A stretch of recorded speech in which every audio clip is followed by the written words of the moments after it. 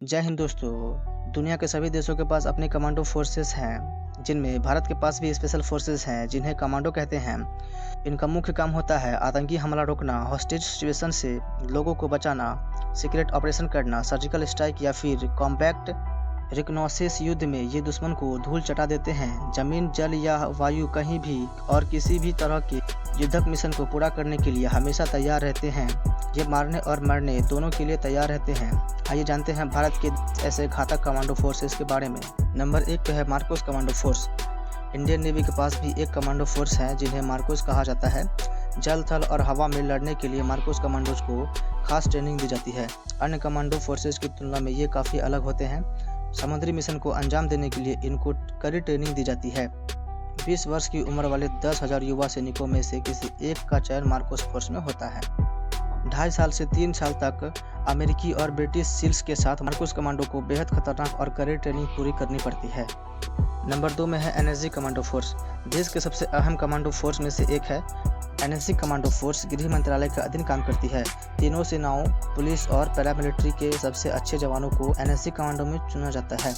आतंकवादियों की ओर से आंतरिक सुरक्षा के मोर्चे पर लड़ने के लिए इन्हें विशेष तौर पर तैयार किया जाता है। वीआईपी सुरक्षा, बम निरोधक एवं एंटी हाईजैकिंग के लिए इन्हें खास तौर पर इस्तेमाल किया जाता है। फुर्ती और तेजी की वजह से एनएसजी के कमांडो को ब्लैक कैट भी कहा जाता है।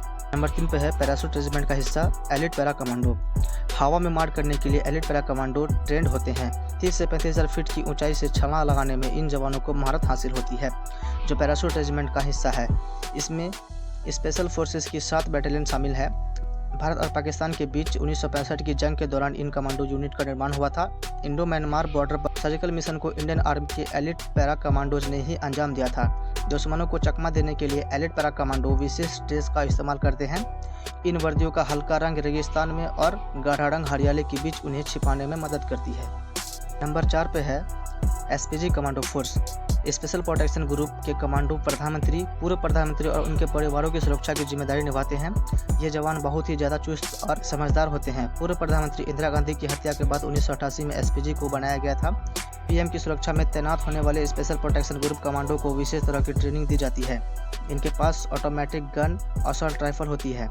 अपनी सेफ्टी के लिए एसपीजी कमांडो एक light weight bullet proof jacket पहनते हैं और कान में ईयर प्लग या वॉकी टॉकी की मदद से वे साथी कमांडो से बात करते हैं। 1000 से ज़्यादा एसपीजी कमांडो फोर्स पीएम की सुरक्षा में तैनात रहते हैं। नंबर 5 पे है कोबरा कमांडो। वे कमांडो जिनकी चीते जैसी चाल, बाज जैसी नज़र और कोबरा जैसा आक्रामकता रखते हैं, ये कमांडो कोबरा कमांडो कहलाते हैं। कोबरा कमांडो सीआरपीएफ की स्पेशल टास्क फोर्स का हिस्सा है, जो घने जंगलों में रहकर नक्सलियों का सामना करते हैं। गुरिल्ला ट्रेनिंग द्वारा कोबरा के जवानों को तैनात किया जाता है। भेष बदलने से लेकर घात लगाकर हमला करने में कोबरा कमांडो को कोई मात नहीं दे सकता है। कोबरा कमांडो अपनी जाबाजी के लिए जाने जाते हैं, जो घने जंगलों में रहकर नक्सलियों से लोहा लेते हैं और खतरनाक ऑपरेशन को अंजाम देते हैं। संसद भवन की सुरक्षा का जिम्मा भी कोबरा कमांडो के पास रह चुका है। साल 2008 में इसका गठन गोरिल्ला और जंगल युद्ध के संचालन के लिए किया गया था।